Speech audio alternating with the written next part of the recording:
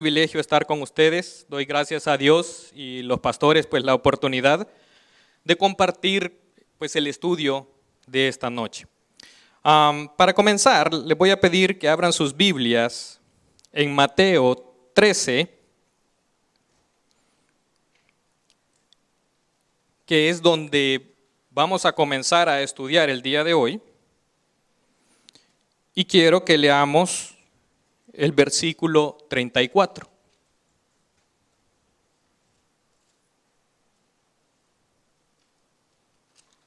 ¿Lo tienen?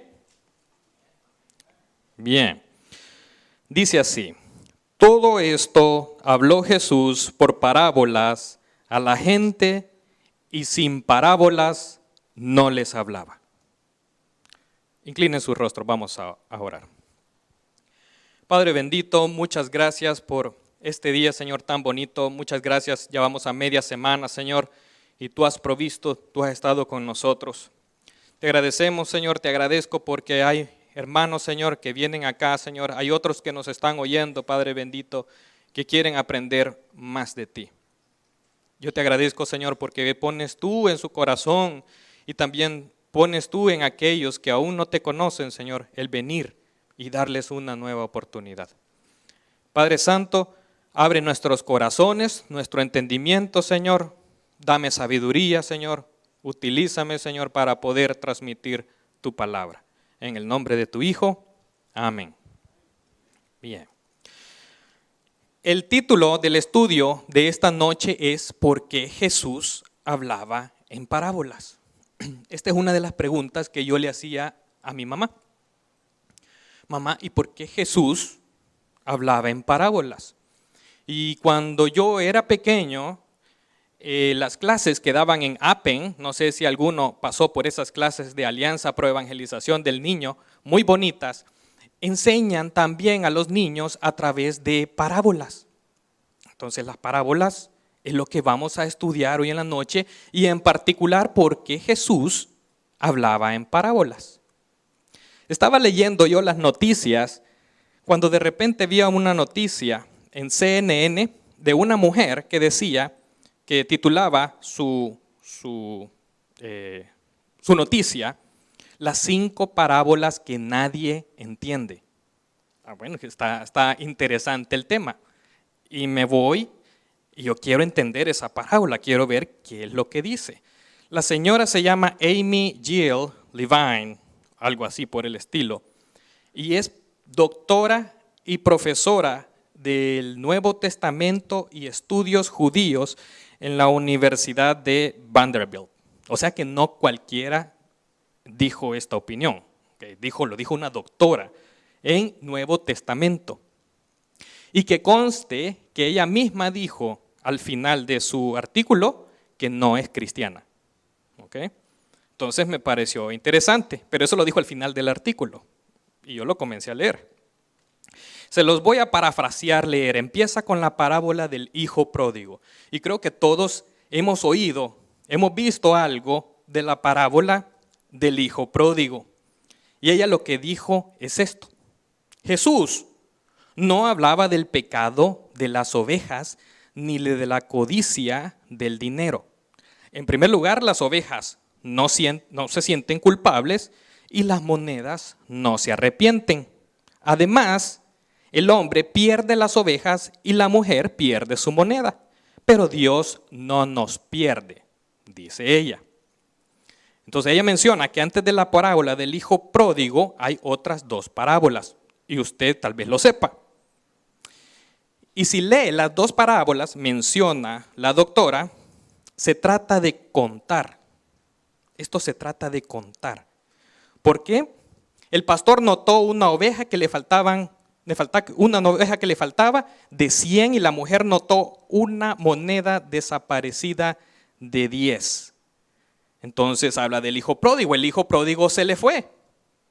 Entonces cuando se fue y malgastó toda la plata y cuando regresó, él dio una gran fiesta. ¿Se recuerda usted? Dio una gran fiesta. Y el hijo que estaba en la casa, que se quedó, le dijo al papá, a mí ni siquiera un cerdito me ha dado para comer con mis amigos, nada de fiesta. En cambio a este que se fue a derrochar la plata, le diste todo eso. Dice la mujer que si usted se da cuenta, las primeras 2 parábolas estaba contando. Entonces, que si usted no cuenta con todas las personas, si usted no cuenta a todas las personas que están alrededor de usted, entonces usted va a terminar perdiendo, así como el papá no contó bien los hijos que tenía. Solo tomó en cuenta al que se había ido. Eso es lo que dijo la doctora del Nuevo Testamento. Bueno, qué raro, dije yo. No me suena. No sé si a usted le suena. Y también habló, entre los otros 5, habló de este otro, obreros de la viña. ¿Se recuerda usted esta parábola?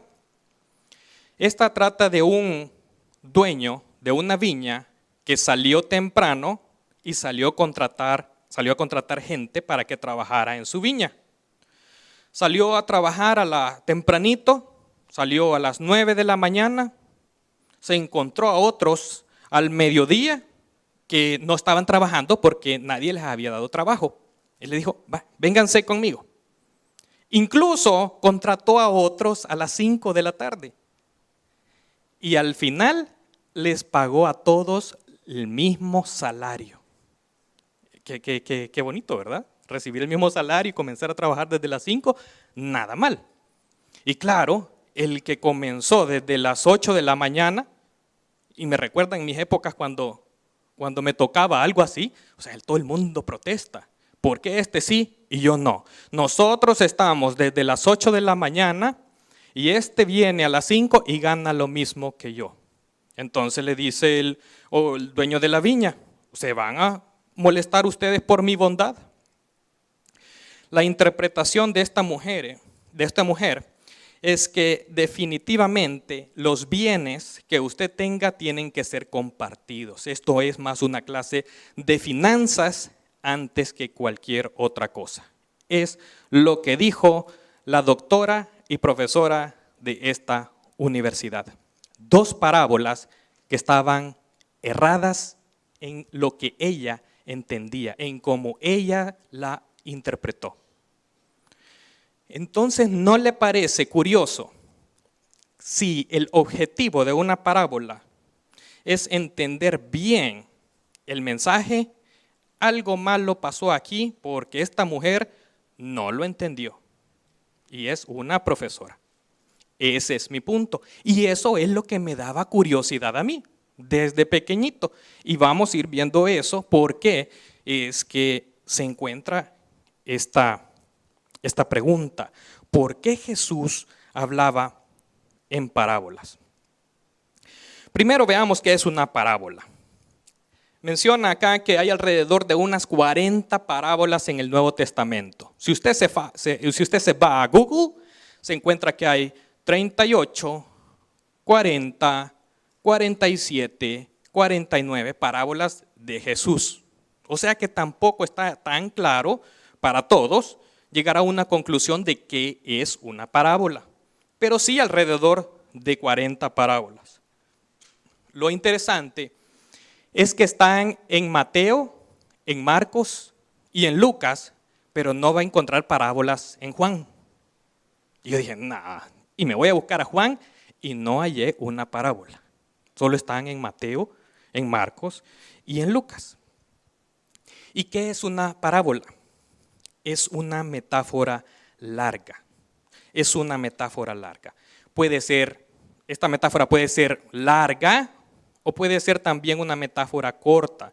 Larga como la del hijo pródigo, como la del sembrador, y corta como aquella parábola a donde Jesús, por ejemplo, dijo: el reino de los cielos es como un hombre que abre un baúl y de ahí saca cosas viejas y cosas nuevas. Y después dijo: con permiso. ¿Ya? Me parece muy interesante lo que está pasando acá. Para significa al margen de la palabra. El inicio de la palabra parábola, para, al margen. Bola es como tirar. Es como decir que es una historia al margen de la verdad para mostrar realidades paralelas. Eso es una parábola. Al final viene siendo como una historia para sacar una conclusión espiritual en este aspecto. ¿Y para qué sirven las parábolas? No sé si usted ha estudiado, pero cuando estudiamos, incluso en discipulado lo hemos visto, que cuando estudiamos algo efectivo, y también lo vimos en el seminario, algo efectivo de las enseñanzas de Jesús, y siempre que hemos visto la efectividad de la enseñanza, vemos el estudio de las parábolas. Y es porque es más fácil entender los conceptos cuando se utilizan imágenes. Hoy me toca volver a repetir las matemáticas. Yo dije en toda mi infancia, ¿cuándo voy a poder usar esto, Señor? Todas estas matemáticas, todo este cálculo, todo esto de integrales, ¿cuándo me va a servir? Bueno, hoy me está sirviendo para explicarle a mi hijo. Y, por lo menos. Y el Junior no entendía un problema de multiplicación. Eliezer, dibujate 2 panes. Ya es cuando yo ya estoy hasta acá, ¿verdad? Dibujate 2 panes y los partís en 9 pedazos y me decís después la respuesta del problema. Ya entendí, papá. Cuando lo dibujó y lo vio, entendió la solución a su problema. Bueno, lo mismo una parábola. Cuando le dan una imagen, una ilustración, que no es exactamente una ilustración, entonces la comprende. Pero eso sí, la parábola sin la interpretación viene siendo un acertijo. O si no, díganme, ¿qué pasó cuando vino este señor, abre el baúl, saca cosas viejas y saca cosas nuevas? ¿Qué se entiende de esa parábola? Y hay parábolas que Jesús las explicó y otras que Jesús no las explicó. Y eso es lo que vamos a seguir viendo. Entonces, ¿qué ejemplos de parábolas? ¿Qué cosas usó Jesús como parábolas? Usó semillas, usó personas, ¿qué más usó? Usó el baúl, usó una perla, usó el trigo, usó la mala hierba, usó ovejas. Si se da cuenta, un montón de cosas agrícolas, porque eso es lo que más se usaba hoy en día.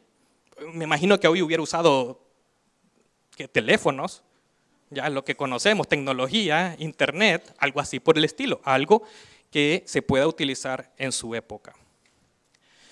En Mateo 13, que es donde nos centramos en el estudio de esta noche, este relato inicia alrededor de su segundo ministerio, de su segundo año de ministerio.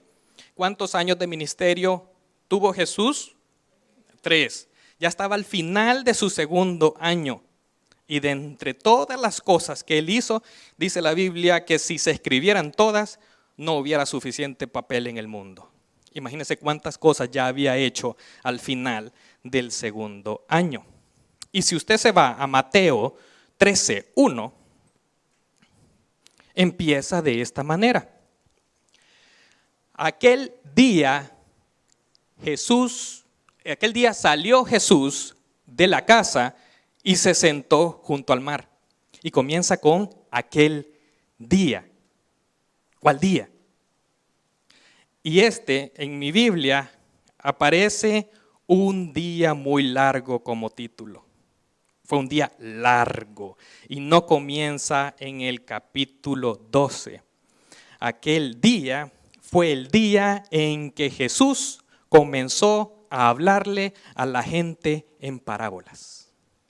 Antes, si usted se va hacia atrás, usted no ve parábolas de Jesús en Mateo 13, usted ve ilustraciones.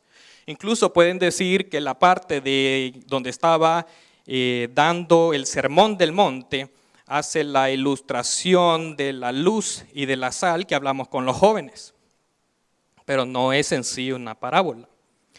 Aquel día Jesús cambia la forma en que le estaba enseñando a la gente y se pasó a las historias.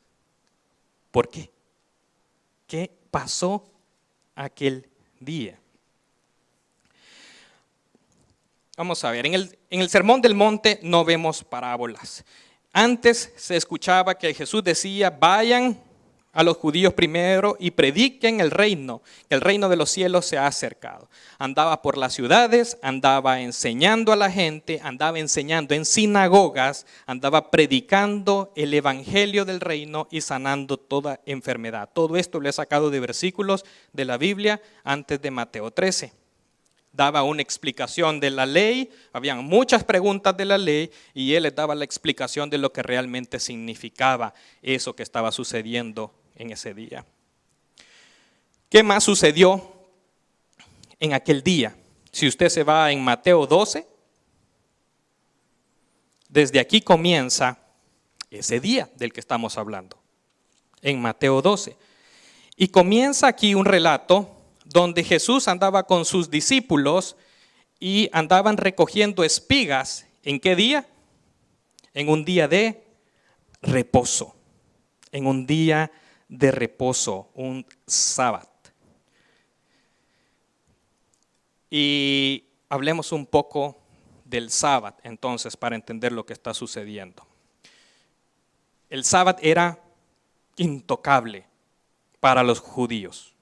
Es intocable para los judíos ortodoxos hoy en día. Jesús dijo, el sábado, un día de reposo lo vas a guardar y vas a descansar, no trabajes. No trabajes. Eso fue lo que dijo Jesús. Pero nosotros ya conocemos la testarudez de Israel y cada vez que le decía a Jesús, no vayan por allá, quédense ahí, ya iban para allá todos. En todo lo que estaba hablando Jesús, ya iban todos en cola para el otro lado. Estaban recibiendo la ley, acababan de ver qué sé yo, qué veían, de tal manera que nadie se atrevía a subir a ese monte porque temblaba todo. Y Moisés subió y recibió la ley. En todo lo que regresó, ya tenían un gran fiestón allá abajo, con ídolos y todo. Eran testarudos y la ley no era la excepción. El sábado no era la excepción, no lo guardaban. Entonces, ¿qué empezaron a hacer los rabís? Bueno, agarremos la Biblia, agarremos la ley y vamos a preguntarnos primero qué es trabajar. Si el Señor nos dice no trabajes, definamos trabajar. Y empezaron a sacar un montón de reglas aquí, reglas por allá, para definir qué era el sábado. Y me leí un par en internet de unos judíos. Menciona, por ejemplo, que si usted anda recogiendo manzanas allá afuera, eso es pecado, porque eso es trabajo. Si las pone todas juntas y anda recogiendo, eso es pecado, eso es trabajar. Pero si las pone en un guacalito en el día sábado y se le caen de la mesa, ahí sí las puede recoger y las puede poner en el guacalito, en el recipiente, ¿ya? Porque eso no es pecado. Y hay un montón de reglas así que definen ellos como pecado. Y me parecen interesantes. ¿Y qué estaba haciendo Jesús acá con los discípulos? Los discípulos estaban recogiendo espigas. Está pecando. Está pecando. Entonces le dijo, ¿por qué? Es que tú estás quebrando la ley en el día de reposo. ¿Por qué estás trabajando en el día de reposo? Y él dice la historia de David, ¿verdad? Que tuvo hambre con la gente, agarró los panes de la posición y se los comió. Entonces, y además no me digan nada, que yo soy señor del sábado. Yo no sé qué cara pusieron estos tipos, pero así como querían su ley, no sé. Me imagino que se molestaron mucho. ¿Qué más pasó en ese día? Quizás no había terminado de hablar. Él entró a una sinagoga a enseñar y entró un hombre con la mano seca.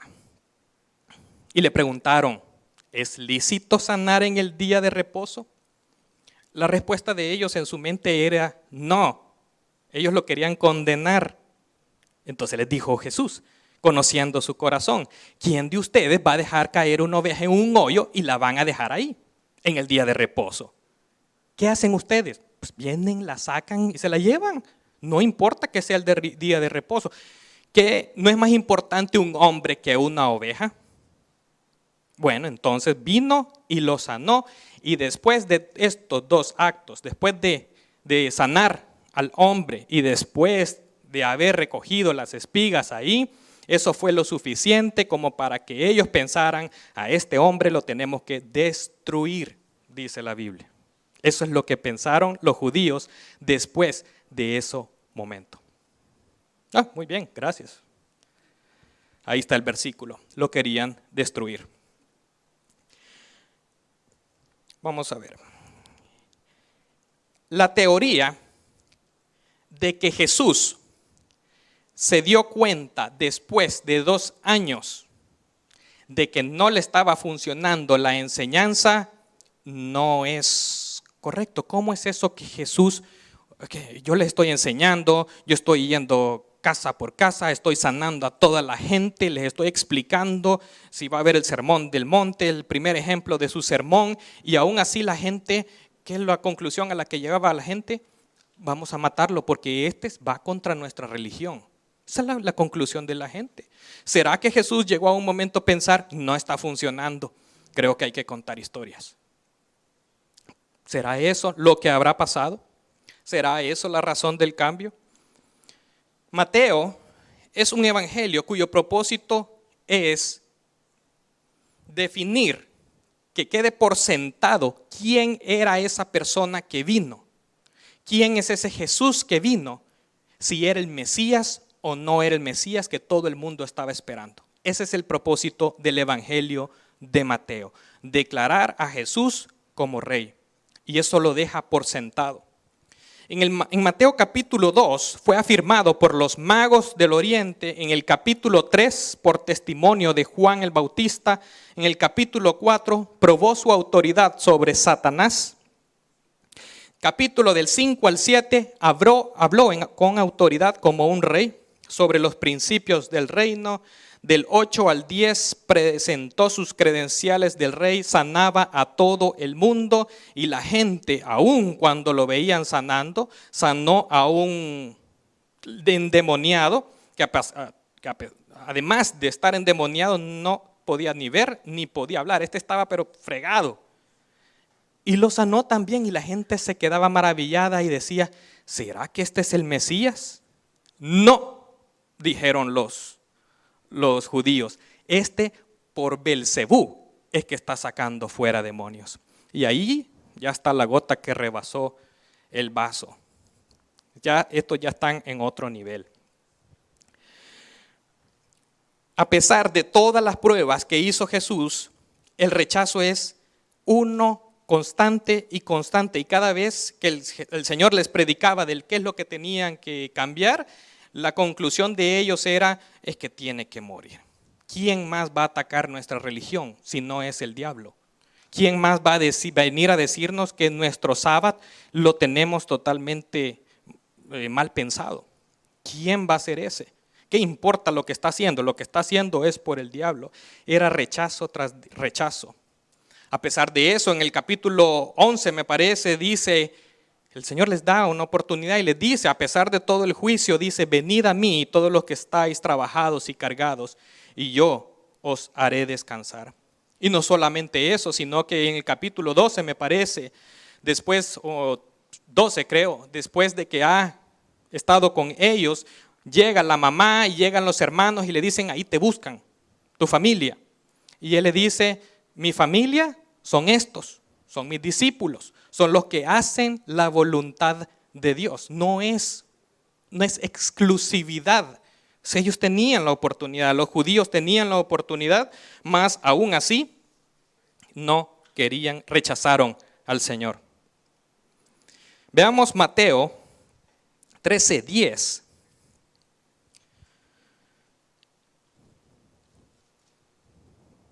Dice, entonces acercándose los discípulos le dijeron, ¿por qué les hablas en parábolas?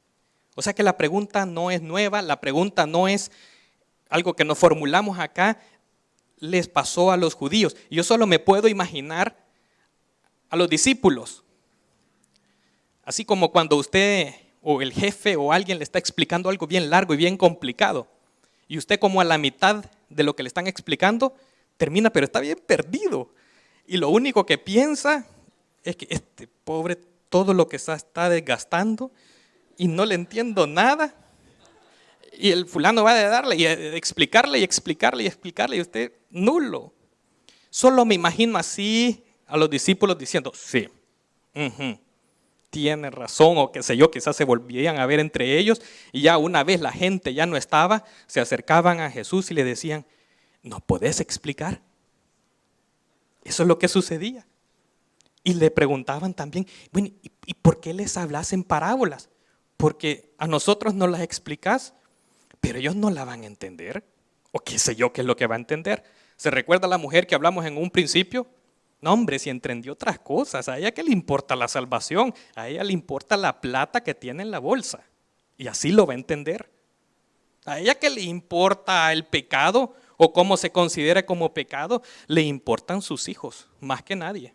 Y así lo va a entender. Pero la parábola no se puede explicar de cualquier manera que a usted le dé la gana. La parábola tiene un significado que el Señor quería dar. Y algunas de esas la explicó y se las explicó a los discípulos. ¿Qué contestó en el versículo 11? Respondiendo les dijo, porque a vosotros os es dado saber los misterios del reino, de los cielos, los misterios del reino de los cielos, mas a ellos no les es dado. ¿Se entiende? Porque a vosotros os es dado saber los misterios del reino de los cielos, mas a ellos no les es dado. La respuesta de Jesús, ¿por qué le explican parábolas? Para que no entiendan. Así, claro y pelado, para que no entiendan. Ustedes sí van a entender, mas ellos no van a entender. Entonces, ¿qué está pasando aquí? ¿Por qué Jesús empezó a hablarles desde ese día en adelante en parábolas? Esto es juicio. Es un juicio divino sobre la incredulidad de la gente, la testarudez de seguir siendo tal como son, seguir en sus pecados porque el pecado es rico. Porque quiero seguir haciendo lo mío, sin importar las consecuencias. Le digo a mi amigo, vamos a la iglesia. O le comparto del evangelio y me dice, fíjate que no puedo porque soy de esta religión. O no quiero porque soy de esta religión, me dijo mi amigo. Yo se los he contado y lo voy a seguir usando hasta que el día que lo tengamos acá, primero Dios. Y la verdad es que si me hago de tu religión, es lo que ellos piensan, voy a tener que venir todos los domingos. Y ahora no tengo que reunirme. Creo que le pregunté, bueno, ¿y cuándo fue la última vez que te reuniste? Y no se acordaba. Entonces es esa religión, es ese concepto de creer en Dios, la testarudez, que yo voy a creer en Dios en mi manera, pero voy a seguir siendo igual. Bueno, aquí hay juicio. Dice el versículo 12 de Mateo 13, porque a cualquiera que tiene se le dará y tendrá más. Eso es a usted si usted tiene Cristo en su corazón. ¿Usted entiende la parábola del sembrador? ¿Usted entiende la parábola de la perla que se encontró, el de la oveja perdida? Eso es, al que tiene se le dará más. Al que no tiene, aún lo que tiene, le será quitado. Jesús andaba en medio de los judíos. ¿A dónde fue primero? ¿A dónde los samaritanos o a dónde los judíos? Fue primero a los judíos. ¿Quiénes tenían la palabra de Dios en ese tiempo? Los judíos. Los gentiles no lo tenían. Mas aún lo que tienen les será quitado. Aquí hay juicio. Acabamos de leer Salmos. Y el versículo que leyeron de Salmos decía, ¿hasta cuándo vas a estar enojado con nosotros, Señor? En Isaías 6 encontramos el segundo cumplimiento de lo que dice la profecía. En Isaías 6 lo que está pasando acá es que Judá está a punto de caer en manos de Babilonia. Y tras eso, y el templo iba a ser totalmente destruido, ellos iban a ser presos, muchos iban a morir, iba a ser un gran relajo lo que iba a pasar acá, iba a ser un gran problema. En Isaías 6 del 9 al 10, dice: y dijo, anda y di a este pueblo, oíd bien y no entendáis, ved por cierto, mas no comprendáis. 10, versículo 10, engruesa el corazón de este pueblo y agrava sus oídos y ciega sus ojos, para que no vea con sus ojos, ni oiga con sus oídos, ni su corazón entienda, ni se convierta y haya para él sanidad. Esto le dijo el Señor a Isaías. Isaías vio en una visión, vio al Señor y dijo: ay, ya me morí porque vi al Señor. Vino un ángel, tomó con unas tenazas el carbón, lo puso en sus labios y su pecado quedó limpio. Entonces dijo el Señor: ¿quién va a ir a este pueblo? Dijo: yo. Bueno, vas a ir tú. Y vas a predicar juicio, vas a predicar eso que usted acaba de leer, que van a oír, pero no van a escuchar, no van a entender y van a seguir haciendo. Y al ratito, ¿qué pasó? Fueron en cautiverio. Un segundo cumplimiento aquí cuando Jesús estaba hablando. ¿Hasta cuándo hago esto, Señor? ¿Hasta cuándo? Hasta que no haya ni uno, dice Isaías 6. Hasta que no quede ni uno. Y si una décima parte queda, también se van a acabar. Pero eso sí, va a quedar un remanente. Va a quedar un remanente. Y eso también es lo que pasó en Mateo. Dice Mateo 13, versículo 11, él respondiendo les dijo: porque a vosotros os es dado saber los misterios del reino de los cielos, mas a ellos no les es dado. ¿Cuál es el punto de decir una historia sin la interpretación? En Mateo 13, 19, comienza: cuando alguno oye la palabra del reino y no la entiende, viene el malo y arrebata lo que fue sembrado en su corazón. Este es el que fue sembrado junto al camino. ¿Sabe qué es lo que está pasando aquí? Después que se iban todos, él venía y les explicaba a sus discípulos el significado de la parábola. Y les empieza a decir: ok, esto es lo que significa la parábola del sembrador.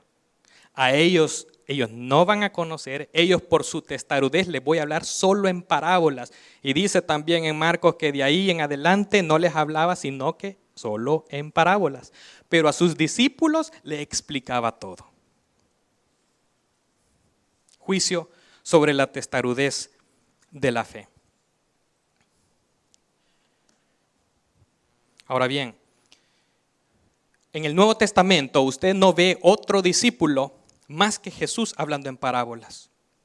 No va a encontrar otra parábola en el Nuevo Testamento después de Jesús, porque eso le corresponde a Jesucristo solamente.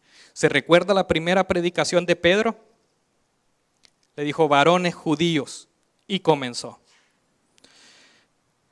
Dijo: no estamos borrachos, esto es el Espíritu Santo, porque estaban viendo cosas que jamás habían visto. Dios hizo incontables milagros a través de Jesús. Se los dijo: ustedes lo mataron. No hay parábola ahí, se lo dijo claro. Pero que resucitó. Mire lo que David dice de él, y le estaba citando el Antiguo Testamento. Este Jesús resucitó y nosotros somos testigos. Dice en Hechos 2:36, sepa pues ciertísimamente que toda la casa de Israel que a este Jesús, a quien vosotros crucificasteis, Dios le ha hecho Señor y Cristo. Está predicando el Evangelio. Ya no hay parábolas. Jesús estaba haciendo un juicio sobre todos los judíos que no querían ya escuchar su palabra, que lo habían rechazado una tras otra vez. A su pueblo, a sus discípulos, él les estaba explicando todo. Y nadie más después de Jesús habló en parábolas. La respuesta a la pregunta que hice un inicio, que espero que es lo que ustedes recuerden, es: ¿Por qué Jesús hablaba en parábolas? Fue un juicio. Y ahí es donde se entiende, porque les voy a hablar en parábolas para que no entiendan. Y eso es lo que le preguntaba a mamá. Mamá, no entiendo. O sea, si la parábola es para entender, entonces ¿por qué Jesús les hablaba en parábolas y no le explicaba? Y eso es lo que a mí me causaba problema entender. Pero ¿sabe qué es lo más increíble? Que usted le entiende. Tal vez no todas. Porque yo me pongo a leer la del baúl y yo dije, Señor, yo estoy también en esta categoría.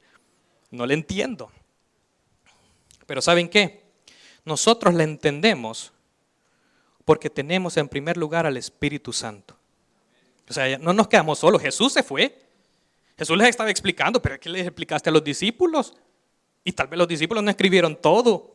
Yo hubiera querido todas las explicaciones. Entonces, ¿cómo hago para entender las otras? Dice el Señor que cuando Él se iba, Él iba a mandar a otro igual, al Espíritu Santo, que iba a estar con nosotros. También porque han sido explicadas y usted las puede leer y entender. O sea, los judíos no tenían ese material. Porque tenemos las escrituras. Usted tiene el Antiguo Testamento y tiene el Nuevo Testamento.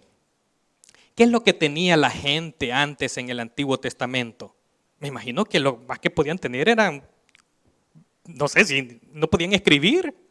Eso era reservado para algunos exclusivos. Por eso que no hay muchas copias hoy en día. Entonces, ¿qué es lo que tenían ellos? Usted tiene la Biblia en la casa y tiene varias copias. Porque también entendemos la salvación. Si uno entiende mal la salvación, le va a pasar lo que les pasó a los judíos. En la parábola del buen samaritano, ¿la ha leído? La del buen samaritano, ¿de qué cree que es la parábola? ¿Será que es de saber quién es el prójimo y ayudarle al prójimo, amar al prójimo como a nosotros mismos? ¿Saben qué? A mí me pareció tan interesante preparando todo esto. Me voy a la del buen samaritano y le empiezo a leer. Y empieza con un experto en la ley probando a Jesús diciéndole, Maestro, ¿qué tengo que hacer para heredar la vida eterna? Y creo que no hay mejor pregunta que esa. ¿Qué tengo que hacer para heredar la vida eterna? Vos que sos maestro de la ley, ¿qué crees? Bueno, amar a Dios con todo el corazón, con todo el alma y con toda la mente. Ahora voy con usted. ¿Ama usted a Dios con todo el corazón, con todo el alma y con toda la mente? Pregúntese en su corazón si ama a Dios de esa manera, una manera perfecta. Creo que con solo eso, el publicano ya hubiera entendido, no puedo. O sea, por más que me esfuerzo en seguir la ley y por más que lo quiera hacer y amarte de todo corazón, fallo y peco. Conocerse lo sucio que está en nuestro corazón y lo mal que estamos nosotros, que somos incapaces de justificarnos por nosotros mismos. Eso es el punto de ese versículo. No se dio cuenta. Siguió. También dice la Biblia, dijo el experto en la ley, también es amar al prójimo como a ti mismo. Bueno, haz esto y vas a tener la vida eterna. Pero la pregunta que hizo de regreso es, ¿y quién es mi prójimo? O sea que él daba por sentado de que amaba a Dios con todo el corazón, con todo el alma y con toda la mente. Entonces la pregunta es, decime vos, ¿quién es mi prójimo? Entonces Jesús le dijo la parábola del buen samaritano para enseñarle quién es el prójimo. Porque en la mente del experto en la ley es, hasta ahí voy a llegar. Si tú me decís que mi prójimo es el que está en Galilea, hasta ahí lo voy a amar y no más. Pero al samaritano, jamás. Cuando ellos querían insultar a alguien, le decían samaritano. Vos sos un samaritano endemoniado. Lo que le dijeron una vez a Jesús. O sea, no había peor que eso. Entonces Jesús le está enseñando que era imposible autojustificarse. ¿Para qué? Para heredar la vida del reino. Usted lo entiende, usted entiende el pecado. El Señor lo tocó una vez, tocó su vida, se dio cuenta que necesitaba salvación y que sin el Señor usted no podía ser salvo. En el cielo no va a entrar ni uno que sea medio malo, no va a entrar uno que solo mentiras diga, no va a entrar uno que se porte bien toda su vida, pero que en realidad tenga pecado. No va a entrar nadie, el pecado no entra al cielo y punto. Alguien tuvo que pagar el precio por ese pecado y ahora ahora Dios lo ve a usted a través de la sangre de Jesucristo. ¿Usted entiende eso? Eso es lo que hace la palabra en nosotros. Ahora entendemos nosotros la parábola porque el Señor la revela. ¿A quiénes? Y termino con esto. Dice 1 Corintios 2:9.